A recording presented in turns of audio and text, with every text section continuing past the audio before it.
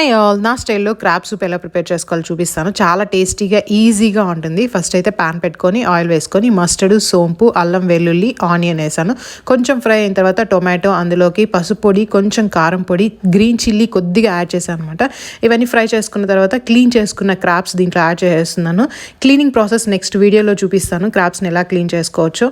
Next అన్నీ ఇలా break చేసి వేస్తున్నాను. సూప్ చాలా టేస్టీగా ఉంటుంది. ఒకసారి మిక్స్ చేసుకున్న తర్వాత దీంట్లో కొంచెం కరివేపాకు పొడి యాడ్ చేస్తున్నాను. ఈ పొడి ఏంటంటే మిరియాలు, జీలకర్ర, సోంపు ఫ్రై చేసి పొడి పెట్టుకునింది. తర్వాత వాటర్ యాడ్ చేసుకొని కొంచెం సాల్ట్ చూసుకొని సాల్ట్ వేసుకొని వాటర్ కొద్దిగా వేసుకొని ఒక పొంగు వచ్చేంత వరకు హై ఫ్లేమ్లో పెట్టాలి. తర్వాత సిమ్లో 15 minutes పెట్టాలి. లాస్ట్లో కొంచెం కరివేపాకు, కొత్తిమీర, పెప్పర్ యాడ్ చేసుకొని సర్వ్ చేసుకోవడమే.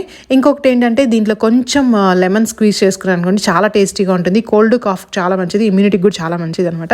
ఇక్కడ నేను వేసుకున్న డ్రెస్ వచ్చి కావ్యదర్శిని కలెక్షన్స్ నుంచి ఎలా ఉందో కమెంట్ చేయండి.